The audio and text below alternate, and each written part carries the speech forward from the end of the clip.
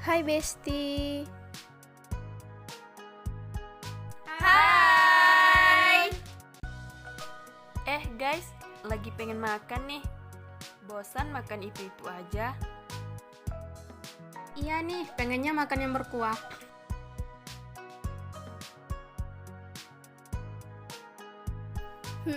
Tapi makan apa ya? Kamu nanya. Kamu bertanya-tanya. Yuk simak ceritanya. Bakso Idola ini termasuk salah satu kuliner yang berada di tengah-tengah kota Bukit Tinggi, tepatnya di stasiun Tugu Polwan Bukit Tinggi. Nah, di sini baksonya enak, dagingnya terasa, dan gak kalah penting nih Besti, pelayanannya sangat ramah terhadap pelanggan. Bakso Idola ini sudah terjamin keamanannya loh Besti, karena sudah teruji oleh Dinas Kesehatan. Bakso Idola ini tersedia dari beberapa menu yang gak akan bikin kita bosan loh Besti, mulai dari bakso beranak, bakso mercon, ada juga bakso mangkok. Dan gak lupa nih, ada bakso rudal, bakso urat, bakso telur, dan juga mie ayam bakso. Tidak hanya itu Besti, Bakso Idola juga menyediakan menu minuman seperti jus jeruk panas, jus jeruk jambu, jus alpukat, jus naga, jus timun, jus tomat, dan juga jus mangga. Di sini juga terlihat pengolahannya Besti, yang higienis seperti pembuatan mie ayam, bakso, pembungkusan cabai, dan juga pengolahan baksonya.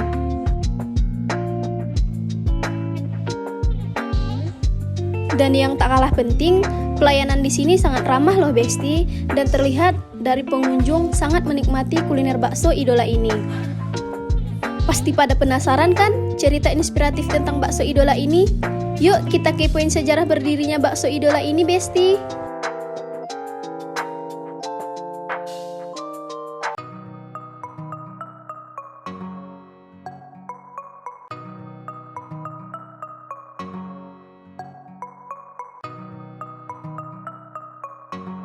Idola udah 18 tahun. Udah di Bukit Tinggi udah 12 tahun.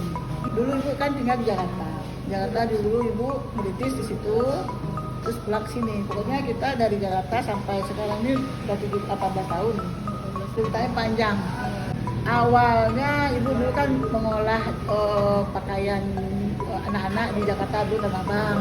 Nah, jadi kita pulang dagang, iseng, sore-sore itu pengen makan bakso di Jakarta.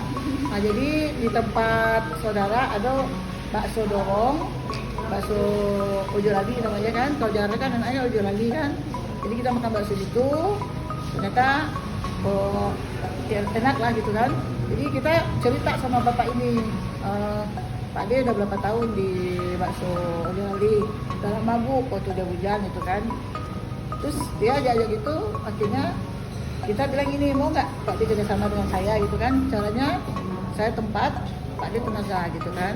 Karena kan kita nggak ngerti masalah bakso gitu kan. Terus akhirnya dia bilang ini, coba tempat dulu, kan gimana kan kasih tahu saya jangan. Terus ditanya dulu, kalau bakso dorong itu di Jakarta kan dia punya bos, dia kan itu dia kan cuma setoran. Jadi dia bilang kalau saya setoran saya sehari 70 waktu itu gitu kan, 70.000. Oke Pak D, kalau itu kan saya cari tempat, Pak D nanti yang ini ya gitu. Oke. Itu kita cari tempat, didapat di Pondok Kelapa. Jadi awalnya di situ.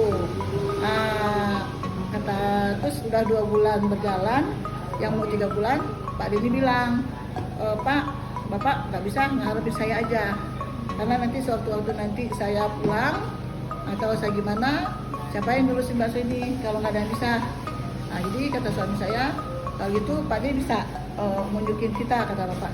Mau dia bilang kan, alhamdulillah gitu kan. Akhirnya kalau Bapak misalnya mau belajar, besok datang pagi.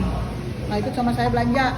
Saya pilih, saya tunjukin daging yang untuk bakso itu yang enak, dia bilang gitu kan, yang bagus kualitasnya gitu kan. Akhirnya suami saya itu ikut Pak D besok paginya gitu kan.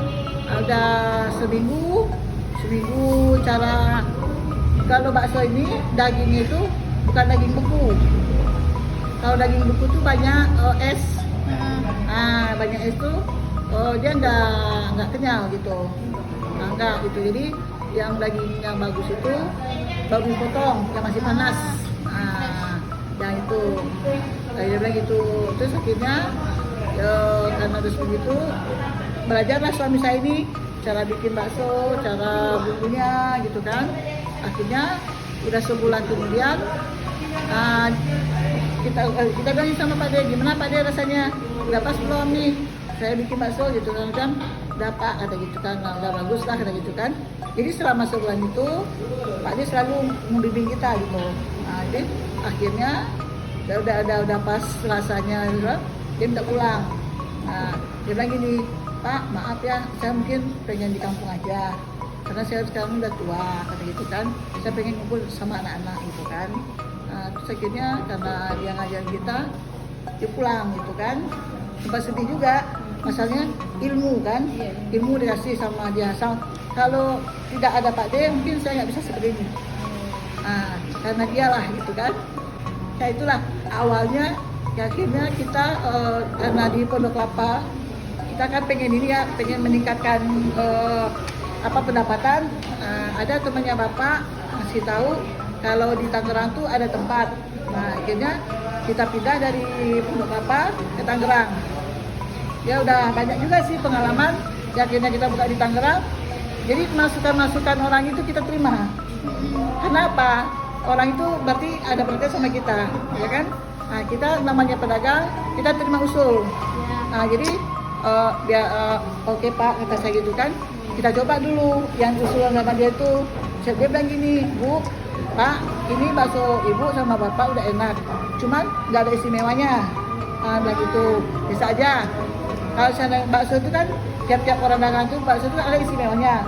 Di kuahnya, apa di baksonya, apa di sambalnya ya. Jadi tergantung dari tempat masing-masing gitu. Akhirnya mau saya unjuk, kata bilang itu boleh Pak gitu kan. Akhirnya diujukin lah sama dia, kita coba di rumah. Kita coba dulu baru kita jual. Kalau misalnya cocok baru kita jual. Kalau seandainya nggak cocok, kita cari yang lain. Mudah-mudahan dengan bakso idola ini orang mengenang gitu. Jadi primadona idola gitu kan, biar rasa, biar apa gitu kan. Makanya saya tanam sama anak-anak karyawan saya, kita harus memuaskan servis pelanggan. Dia nggak terasa walaupun umpamanya mahal, umpamanya ya bakso kita, karena kita pelayannya bagus, ramah segala macam, orang itu nggak bakal ingat mahalnya. Seperti gini kita, misalnya kita makan tempat orang gitu kan, orang itu ramah umpamanya ya, senang kita kan, tapi baksonya tuh agak mahal, tapi kita puas. Besok itu lagi ya, anaknya pelayannya ramah, nyaman kita di sana gitu.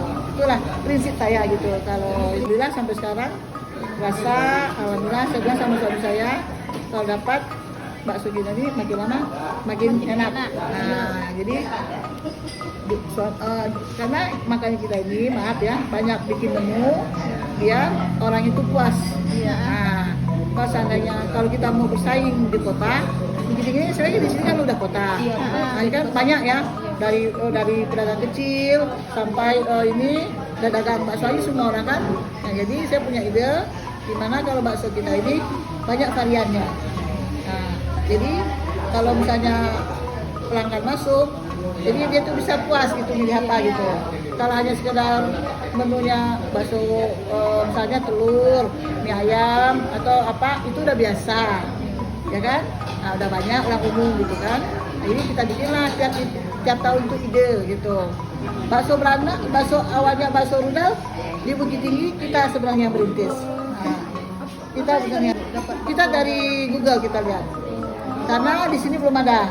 Karena di sini belum ada orang yang jual bakso rudal, adanya di daerah Pulau Jawa. Jadi kalau kita bikin di sini kan kayaknya aneh rasanya kan, gede gitu kan. Akhirnya kita bikin dulu 5 biji bakso rudal. Saya foto, ada orang yang masuk, saya tawarkan, Bu ada menu baru. Bakso apa? Katanya bakso rudal. Katanya kan, isinya apa Bu? Ini telur. Akhirnya dengan 5 itu habis. Besoknya bikin lagi 10 gitu. Alhamdulillah. Terus tahun berikutnya kita bikin lagi bakso beranak. Kita bikin lagi 5 dulu, ditawarkan gitu kan. Ya, alhamdulillah sampai sekarang bakso mangkok gitu. Nah itu aja gitu. Itu saya gitu. Saya tidak mengutamakan mahal. Yang penting pelanggan saya puas dengan rasa. Bagi saya kepuasan itu bagi konsumen segala-galanya bagi saya. Nah gitu.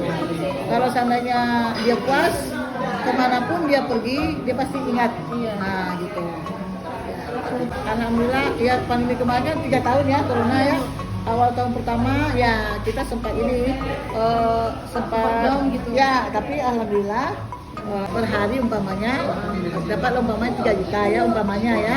Terus karena corona bisa jadi 1,5 juta. Nah jadi gaji anak-anak itu tadinya umpamanya 50, 60, 80 ya kita kasih misalnya 40 gitu kan, berapa itu gitu kan.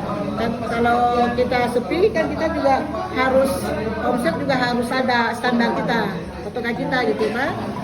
Kalau ramai juga kayak gitu, kalau ramai contoh gini sama anak-anak, kalau di atas sekian kalian dapat bonus. Jadi kalau seandainya lembur kalian dapat bonus setelah itu. Kalau kendala dulu ini ya, karena kita dulu maaf ya, kita dulu kan nggak punya modal. Nah tempat kita yang nggak ada waktu itu kan, jadi namanya kita berjuang sama suami gitu ya, dengan perjuangan kita nyari tempat kemana-mana gitu kan, coba dagang kemana-mana, ya akhirnya pindah. Nah suatu waktu ada tempat di depan Madinah sini, di samping Madang. Waktu itu kita masih dagang di pasar bawah di Los Beras awalnya gitu kan.